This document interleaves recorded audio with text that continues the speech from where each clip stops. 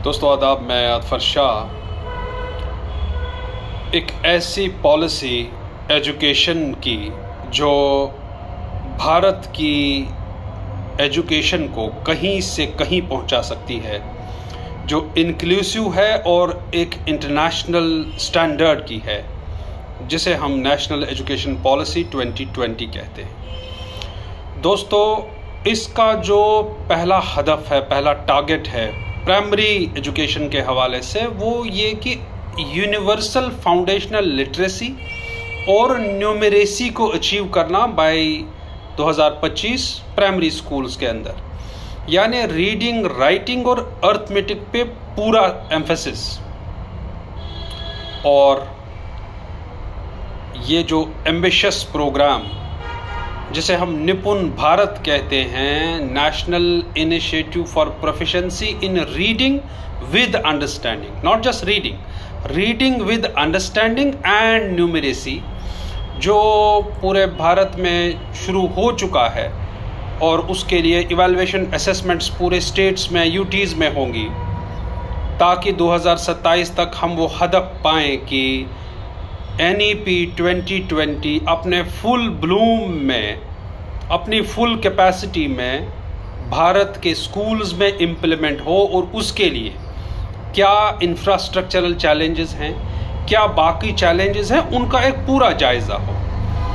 दोस्तों, as a sociologist मैं ये कहूँगा कि NEP 2020 वाकई में भारतीय एजुकेशन को उस इंटरनेशनल स्टैंडर्ड तक पहुंचा सकती है, क्योंकि इसमें फाउंडेशनल लिटरेसी पर भी उतना एम्फेसिस है जितना स्किल डेवलपमेंट पर। उसमें मार्केट रिलेटेड कोर्सेज पर भी उतना ही ध्यान है जितना बाकी कोर्सेज पर।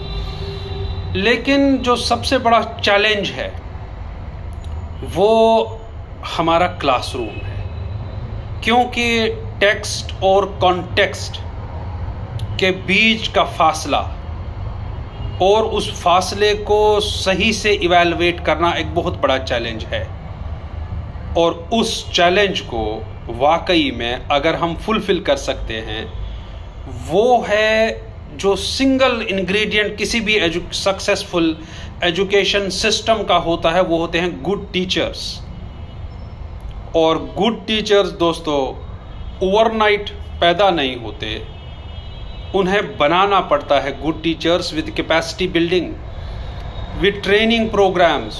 और इस पॉलिसी में वो भी प्रोविजन रखा गया है, साल में 50 घंटे की ट्रेनिंग। बाद में क्या, ट्रेनिंग के बाद क्लासरूम्स में वाकई में is that going to translate literally on the ground? क्योंकि टीचर की उस ऑटोनॉमी को क्लासरूम के अंदर कौन देख रहा है, उसके लिए भी इंतज़ाम होना चाहिए कि क्या वाकई में आफ्टर ट्रेनिंग टीचर डिलीवर कर पा रहा है या नहीं। और एक इन्फ्लुएंसर हैं खान सर जिन्हें कहते हैं, उन्होंने एक बात कही थी चौंकाने वाली किसी शो में, कि हमारे एजुकेशन सिस्टम में सिर्फ 2 प्रॉब्लम्स हैं, एक है एजुकेशन की और दूसरी है सिस्टम की। मैं समझता हूँ कि एजुकेशन को वाकई में अगर सिस्टम ओन करे तो कोई प्रॉब्लम ही नहीं है, एजुकेशन वाकई में हमारी इंटरनेशनल स्टैंडर्ड की हो जाएगी। And it needs proper evaluation assessments, जो निपुण भारत कर रहा है, ये वाकई में बहुत काबिल तारीफ है, अच्छा है। दोस्तों, W.B. यीट्स अंग्रेजी के एक मशहूर शायर थे, उन्होंने कहा था, education is not filling of a pail. किसी सिलेंडर को, बकेट को नॉलेज से फिल करना ही एजुकेशन नहीं है, it's the lighting of A fire.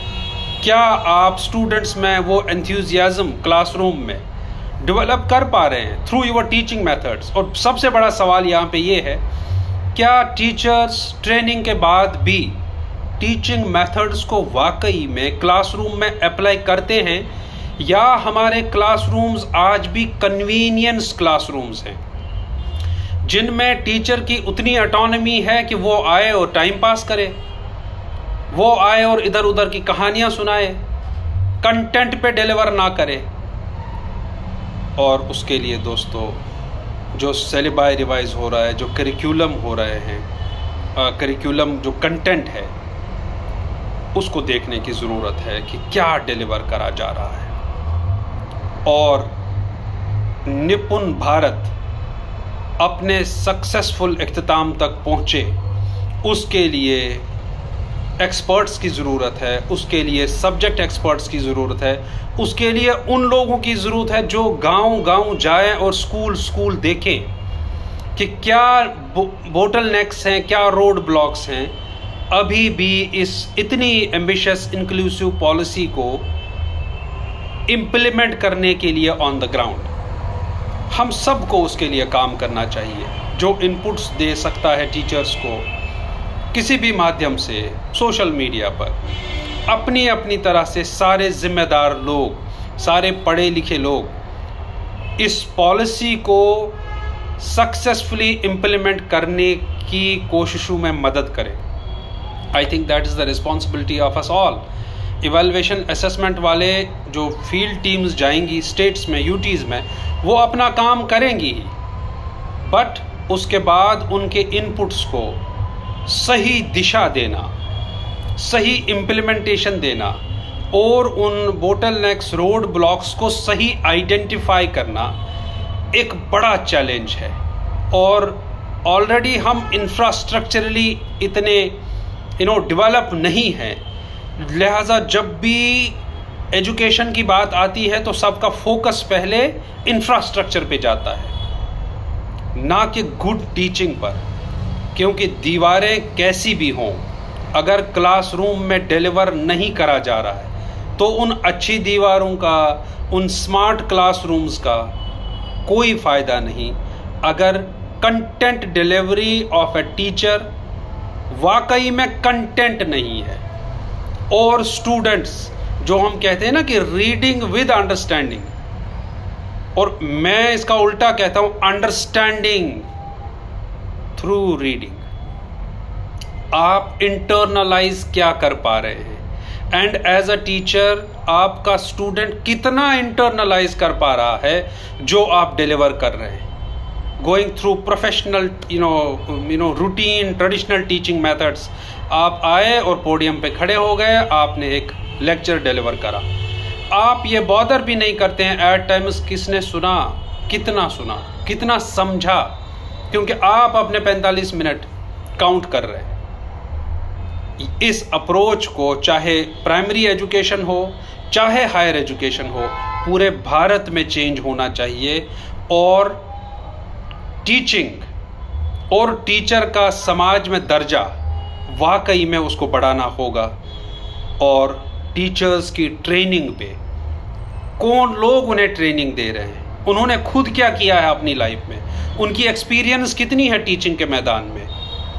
We will have to सी अगर इन टारगेट्स को हम अचीव कर पाए बाय 2027 तो मैं समझता हूँ ये पूरे देश की एक बहुत बड़ी उपलब्धि होगी, पूरे देश की एक बहुत ही सक्सेसफुल अचीवमेंट होगी अगर हम इस एम्बिशियस, इस इंक्लूसिव और इस इंटरनेशनली जो स्टैंडर्ड पॉलिसी है इसको वाकई में हमारे इतने वास्ट लेंथ एंड ब्रेड देश के उसमें इम्प्लीमेंट कर पाएँ और सही दिशा अपने यंगर जनरेशन्स को दे सकें क्लासरूम्स के अंदर।